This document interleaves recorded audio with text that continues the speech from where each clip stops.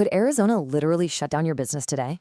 Look, I know it's a terrifying question, but if you own an LLC or a corporation in the state, there's this hidden compliance trap that you might be falling into right at this very moment without even realizing it.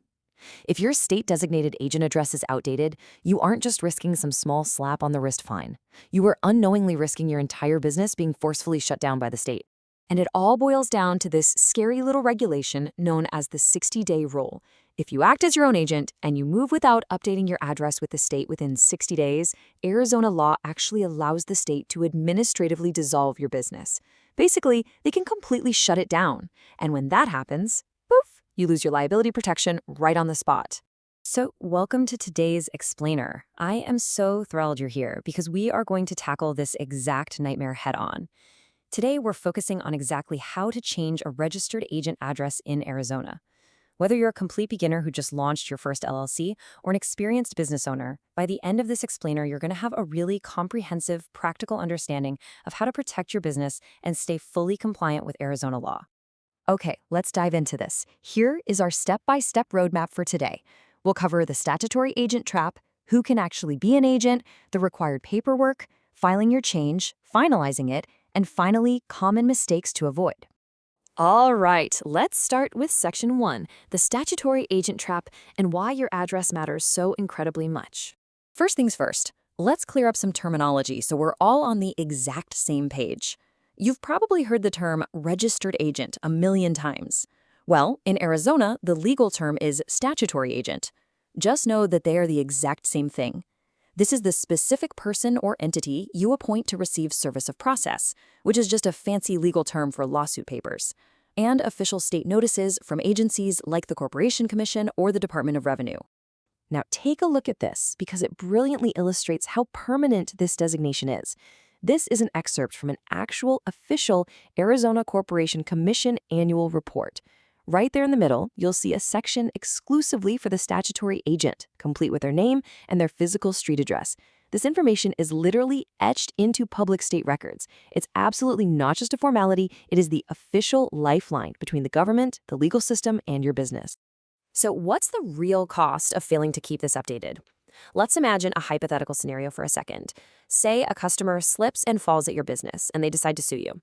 The court sends those lawsuit papers to the statutory agent address you have on file, but oops, you moved 6 months ago and completely forgot to update it. Those lawsuit papers, they just sit there unopened.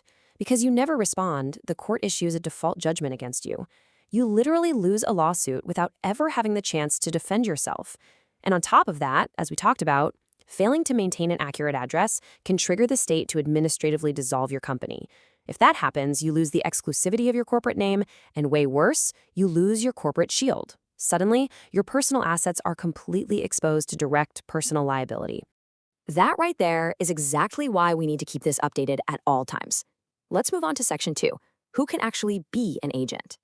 Arizona has some really strict eligibility rules for this. Your statutory agent can be an individual, or it can be an authorized business entity, like a domestic LLC or a corporation. Now, if it's an individual, they have to be at least 18 years old and a bona fide resident of Arizona. But here is the kicker, the part that trips everyone up. The agent must maintain a physical Arizona street address, and they must be physically present there during standard business hours. We're talking 8 a.m. to 5 p.m., Monday through Friday, ready to accept hand-delivered legal documents.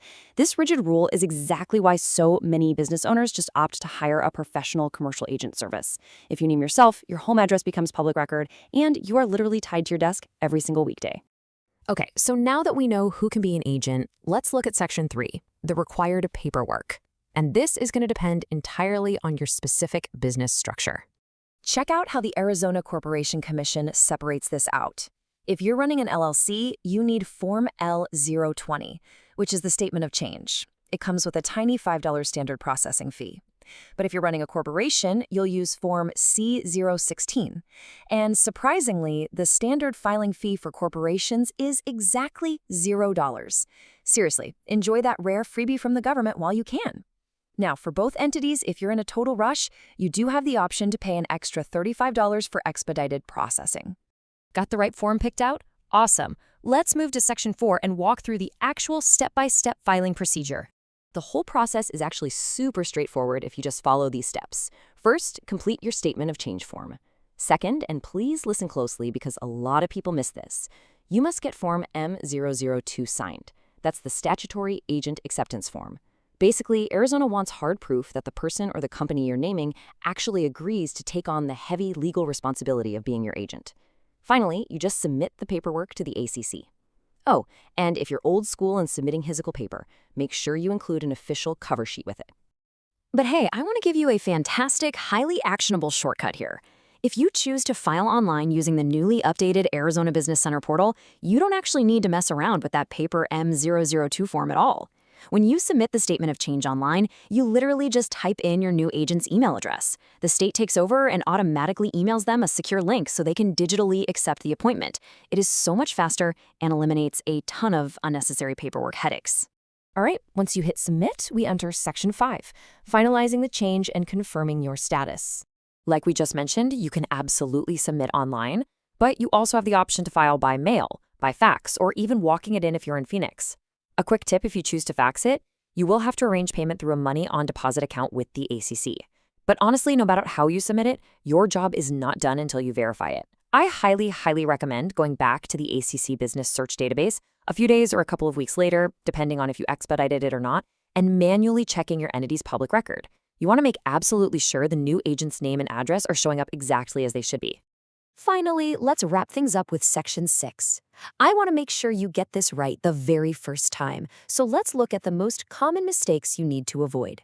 Without a doubt, the absolute #1 reason filings get rejected by the state is using an improper address. Let me be perfectly clear about this. Your statutory agent's address cannot be a P.O. box, and it cannot be a personal mailbox at a retail shipping store. No way. It must be a valid physical street location right within Arizona borders where someone can literally walk through the front door and hand a legal document to a living, breathing human being. If you submit a P.O. box, your filing will be immediately rejected, and you'll be left sitting in that incredibly dangerous zone of noncompliance. Now, just a quick heads up before we conclude. The information we've covered today is strictly for educational purposes, based on current Arizona regulations. Business laws can be super complex and highly specific to your unique situation, so I always recommend consulting with a qualified legal professional to ensure your specific business remains fully compliant with all Arizona laws.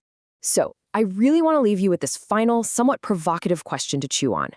Is your business address currently exposing you to personal liability? Think about the exact address you have on file with the state right now. Are you 100% sure it's accurate? Are you sure someone is physically sitting there from 8 to 5 every single weekday?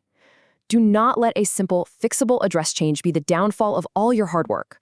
Go log on to the Arizona Corporation Commission website today, check your public record, and if it happens to be out of date, well, you now have the exact blueprint to fix it. Thanks so much for joining me on today's Explainer, and happy building.